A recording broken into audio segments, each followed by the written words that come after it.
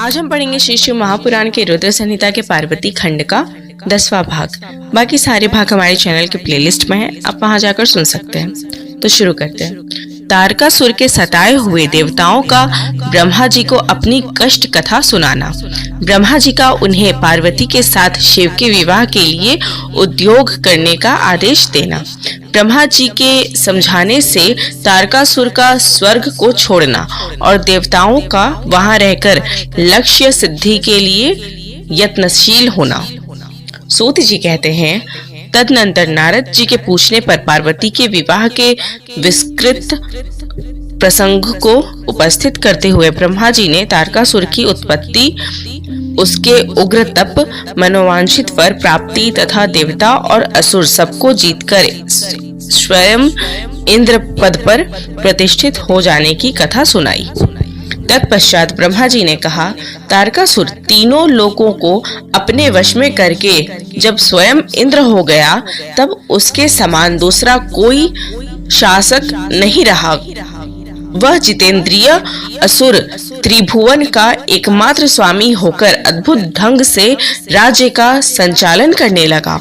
उसने समस्त देवताओं को निकालकर उनकी जगह दैत्यों को स्थापित कर दिया और विद्याधर आदि देवयोनियों का स्वयं अपने कर्म में लगाया। मुने, तदनंतर तारकासुर के सताए हुए इंद्र आदि संपूर्ण देवता अत्यंत व्याकुल और अनाथ होकर मेरी शरण में आए। उन सबने मुझ प्रजापति को प्रणाम करके बड़ी भक्ति से मेरा स्तवन किया और अपने दारुण दुख की बातें बताकर कहा, प्रभो, आप ही हमारी गति हैं, आप ही हमें कर्तव्य का उपदेश देने वाले हैं और आप ही हमारे धाता एवं उद्धारक हैं। हम सब देवता तारकासुर नामक अग्नि में जलकर अत्यंत व्याकुल हो रहे हैं। जैसे सन्निपात रोग में प्रबल औषधें भी निर्मल हो जाती है, उसी प्रकार उस असुर ने हमारे सभी क्रूर उपायों को बलहीन बना दिया है। भगवान विष्णु के सुदर्शन चक्र पर ही हमारी विजय की आशा अवलंबित है, परंतु वह भी उसके कंठ पर कुंठित हो गया। उसके गले में पड़कर वह ऐसा प्रतीत होने लगा था मानो उस असुर को फूल की माला पहनाई गई हो। मुने, देवताओं का यह कथन सुनकर मैंने उन सबसे समयोचित बात कही। देवताओं, मेरे ही वरदान से दैत्य तारकासुर इतना बढ़ गया है, अतः मेरे हाथों ही उसका वध होना उचित नहीं। जो जिससे पलकर बढ़ा हो, उसका उसी के द्वारा वध होना योग्य कार्य नहीं है। विष के वृक्ष को भी यदि स्वयं सींच कर बड़ा किया गया हो, तो उसे स्वयं काटना अनुचित माना गया है। तुम लोगों का सारा कार्य करने के योग्य भगवान शंकर हैं, किंतु वे तुम्हारे कहने पर भी स्वयं उस असुर का सामना नहीं कर सकते।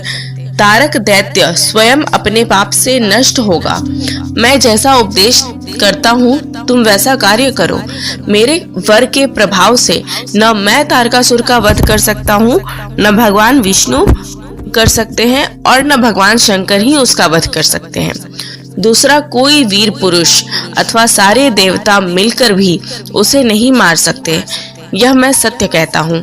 देवताओं, यदि शिव जी के वीर्य से कोई पुत्र उत्पन्न हो, तो वही तारक दैत्य का वध कर सकता है, दूसरा नहीं। सूर श्रेष्ठ गण, इसके लिए जो उपाय मैं बताता हूँ उसे करो। महादेव जी की कृपा से वह उपाय अवश्य सिद्ध होगी।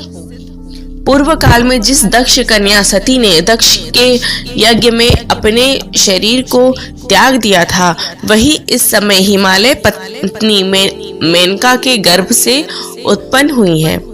या उस कन्या का पानी ग्रहण अवश्य करेंगे। तथापि देवताओं, तुम स्वयं भी इसके लिए प्रयत्न करो। तुम अपने यत्न से ऐसा उद्योग करो जिससे मेनका कुमारी पार्वती में भगवान शंकर अपने वीर्य का आधान कर सके। भगवान शंकर उग्रवीरता हैं, उनका वीर्य ऊपर की ओर उठा हुआ है। उनके वीर्य को प्रस्खलित करने में केवल पार्वती ही समर्थ है। दूसरी कोई अबला अपनी शक्ति से ऐसा नहीं कर सकती। गिरिराज की पुत्री वे पार्वती इस समय युवावस्था में प्रवेश कर चुकी हैं और हिमालय पर तपस्या में लगे हुए महादेव जी की प्रतिदिन सेवा करती हैं। अपने पिता हिमवान के कहने से काली शिवा अपनी 2 सखियों के साथ ध्यान परायण परमेश्वर शिव की साग्रह सेवा करती हैं। तीनों लोकों में सबसे अधिक सुंदरी पार्वती शिव के सामने रहकर प्रतिदिन उनकी पूजा करती हैं। तथापि वे ध्यान मग्न महेश्वर मन से भी ध्यानहीन स्थिति में नहीं आते, अर्थात ध्यान भंग करके पार्वती को की ओर देखने का विचार भी मन में नहीं लाते। देवताओं, चंद्रशेखर शिव जिस प्रकार काली को अपनी भार्या बनाने की इच्छा करें, वैसी चेष्टा तुम लोग शीघ्र ही प्रयत्न पूर्वक करो। मैं उस दैत्य के स्थान पर जाकर तारकासुर को बुरे हट से हटाने की चेष्टा करूंगा। अतः अब तुम लोग अपने स्थान को जाओ।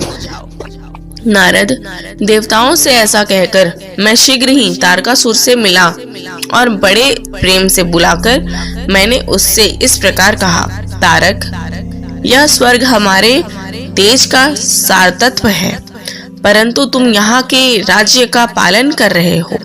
जिसके लिए तुमने उत्तम तपस्या की थी, उससे अधिक चाहने लगे हो। मैंने तुम्हें इससे छोटा ही वर दिया था, स्वर्ग का राज्य कदापि नहीं दिया था। इसलिए तुम स्वर्ग को छोड़कर पृथ्वी पर राज्य करो। असुर श्रेष्ठ, देवताओं के योग्य जितने भी कार्य हैं, वे सब तुम्हें वही सुलभ होंगे। इसमें अन्यथा विचार करने की आवश्यकता नहीं है। ऐसा कहकर उस असुर को समझाने के बाद मैं शिवा और शिव का स्मरण करके वहां से अदृश्य हो गया।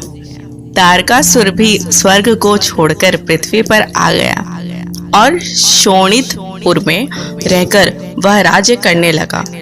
फिर सब देवता भी मेरी बात सुनकर मुझे प्रणाम करके इंद्र के साथ प्रसन्नता पूर्वक बड़ी सावधानी के साथ इंद्रलोक में गए।